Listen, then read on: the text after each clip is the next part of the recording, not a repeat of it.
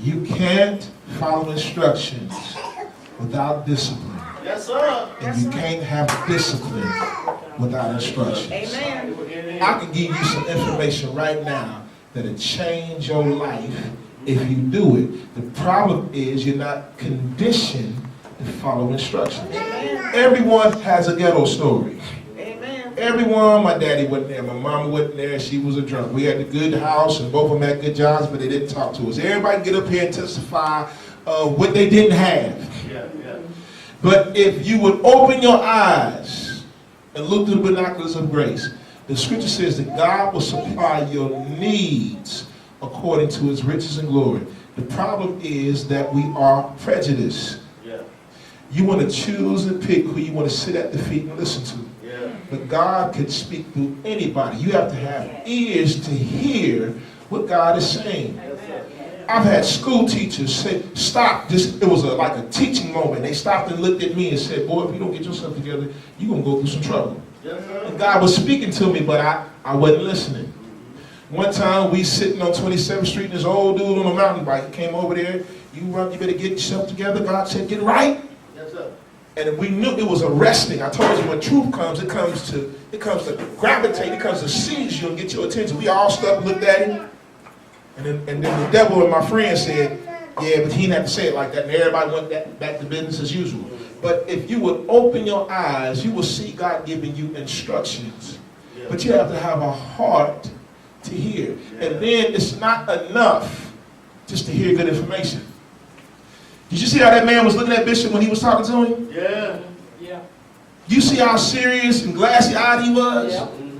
Because he was getting information for his life. It was like, man, you painting everything in my life in high definition.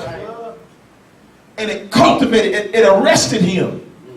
But that is not enough. If you don't do nothing this man say, it's just good information. Yeah. Yeah. I wanted you to listen. I said, in between the break, he said, remember when they was on the marriage camp, the boot camp.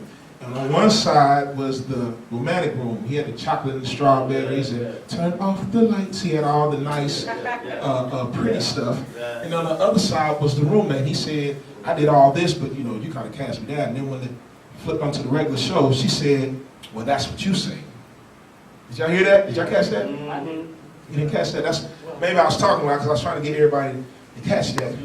Because the scripture says, out of the abundance of the heart, the mouth speaketh. Yes, and if you would listen, you would hear what people really believe. If you listen, Yes, sir. to give a righteous judgment, consider the beginning of the end, of the beginning and the end of a man's conversation. Yes, sir.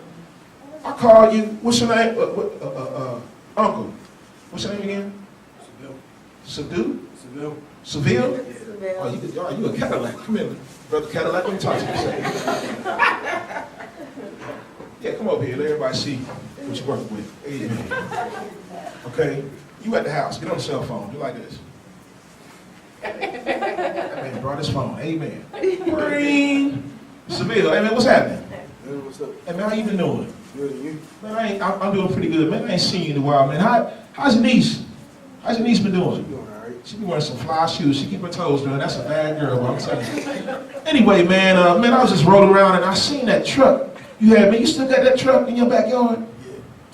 Man, I was wondering if I could use that truck to go move some stuff. Is that cool? Yep. Cool, man. What's your next day out? Tomorrow. Tomorrow, man. I'm gonna slide by tomorrow and I'm gonna use that truck, man. And I appreciate you. I appreciate it. Hey, man, thanks, dog. Okay. What I call that man for? Was I worried about his niece? No. Was I worried about how he was doing? No. What was the purpose of me calling? How'd you figure that out? You listen to the beginning and the end of a man's call and the purpose. Out of the abundance of the heart, the mouth was speaking. He be all happy because you ain't heard from Seville, but Seville called me. Seville wants your truck. He ain't worried about you. He see you on Facebook. He ain't hit none of your likes, none of your comments. He ain't worried about you. He called you because he need to use your truck. Yo, dumb self Seville called me.